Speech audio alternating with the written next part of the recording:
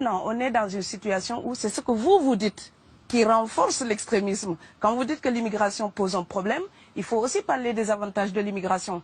Parce que moi, quand je travaille en France, je paye mes impôts ici.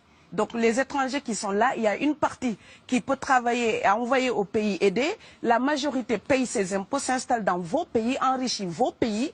Donc ce sont des citoyens productifs. Après, il faut voir, il y a une minorité qui vient, il y a des morts, certes. Mais je voulais souligner une chose. Le discours que vous avez, il est encore légitime tant que l'Afrique restera muette. Et moi, aujourd'hui, je voulais m'indigner pour le silence de l'Union africaine. Les gens là qui meurent sur les plages, et je mesure mes mots, si c'était des Blancs, la terre entière serait en train de trembler. Ce sont des Noirs et des Arabes. Les gens là qui meurent sur les plages, et je mesure mes mots, si c'était des Blancs, la terre entière serait en train de trembler. Ce sont des Noirs et des Arabes. Alors eux, quand ils meurent, ça coûte moins cher. Ici, j'étais venu en 2008 et j'avais dit, l'Union européenne, avec ses flottes de guerre, avec son économie, je vous dis une chose, si on voulait attaquer nos pays ici en Occident, il y aurait des moyens de se défendre. Donc si on voulait sauver les gens dans l'Atlantique, dans la Méditerranée, on le ferait. Parce que les moyens qu'on a mis pour Frontex, on aurait pu les utiliser pour sauver les gens. Mais on attend qu'ils meurent d'abord. C'est à croire que le laisser mourir est même un outil dissuasif. Et je vais vous dire une chose, ça ne dissuade personne.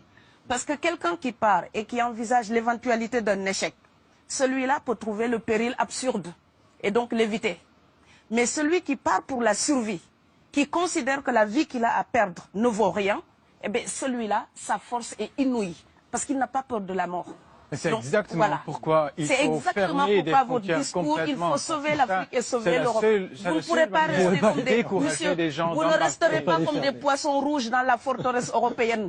La crise actuelle nous a démontré ça. Au jour d'aujourd'hui, l'Europe ne sera plus jamais épargnée tant qu'il y aura des conflits ailleurs dans le monde. L'Europe ne sera plus jamais opulente tant qu'il y aura des carences ailleurs dans le monde. On est dans une société de la mondialisation où un Indien gagne sa vie à Dakar, un Dakarois gagne sa vie à New York, un Gabonais gagne sa vie à Paris. Que ça vous plaise ou non, c'est irréversible. Alors trouvons une solution collective ou bien déménager d'Europe parce que j'ai l'intention de rester. Quand quelqu'un part, c'est comme quelqu'un qui est élu, choisi, peut-être le plus débrouillard. Et il y a tout un clan ou toute une famille qui pose son espoir sur cette personne-là. Monsieur, là, je vous vois bien habillé, bien nourri. Si vous étiez affamé chez vous, peut-être que votre famille serait ravie d'imaginer que vous pourriez aller gagner de quoi faire vivre les autres. Donc c'est aussi une solidarité qui est en œuvre. On laisse partir quelqu'un, on compte sur lui. Vous allez me laisser terminer. Et Schengen, entre guillemets Schengen, ça me permet d'être invité aux Pays-Bas, monsieur, donner des conférences dans vos universités. Quand ils trouvent que mon cerveau est convenable, là, ils l'utilisent. Par contre, ils sont embêtés à l'idée d'avoir mon frère, qui n'est pas aussi diplômé que moi et qui pourrait avoir peut-être envie de travailler dans le bâtiment. Donc, vos pays deviennent schizophrènes.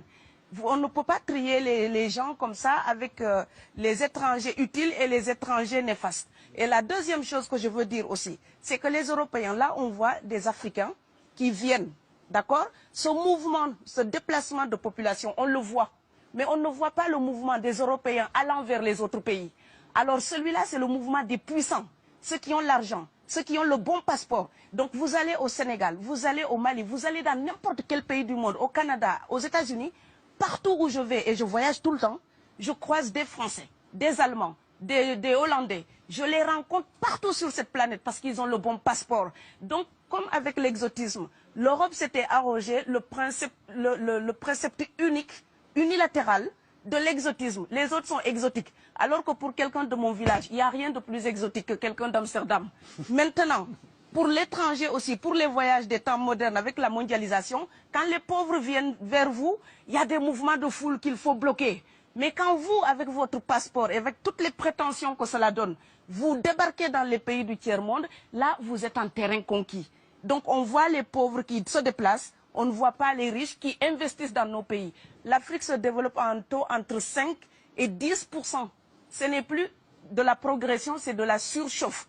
Sauf que quand des pays du tiers-monde se développent et qu'ils n'ont pas les moyens pour gérer tout ça, il faut une ingénierie, il faut une formation, il faut des populations pour installer une démocratie. Là, cette surchauffe-là, vous avez besoin qu'on reste dominé pour servir de débouché à l'industrie européenne.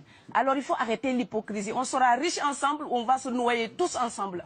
Et je pense que l'Afrique et l'Europe, par exemple, sont là comme des enfants qui se regardent à travers un miroir déformant. Il serait enfin temps qu'ils se respectent, enfin qu'elles se respectent suffisamment pour que l'Europe arrête de nous envoyer ses déchets industriels pour construire avec nous de véritables industries, pour que l'Europe participe à ce développement et que l'Afrique, 60 ans après les indépendances, arrête de dire c'est la faute des autres. Au bout d'un moment, indépendance, c'est responsabilité. Si nous sommes vraiment indépendants en Afrique, nous sommes aussi responsables de notre destin. Et ça ne se fera pas sans les Européens et l'Europe ne s'en sortira pas sans l'Afrique parce que sinon nous serons un boulet que vous traînerez. Donc ce monde-là est lié et je pense que l'entente, je rêve d'une entente, d'une fraternité. Oui, je sais, ça fait bisounours. Mais il me faut garder cette utopie-là pour garder le courage d'écrire toutes les nuits. Parce que j'ai fait le vent de l'Atlantique il y a bientôt 12 ans. Aujourd'hui, à l'époque, quand je parlais de dizaines de morts dans l'Atlantique, on me disait « tu exagères ». Maintenant qu'on les ramasse par milliers, je suis absolument triste de devoir réaliser tout simplement qu'en tant qu'auteur, je ne fais que répondre à l'injonction de Schiller. La dignité de l'homme est remise entre vos mains, gardez-la.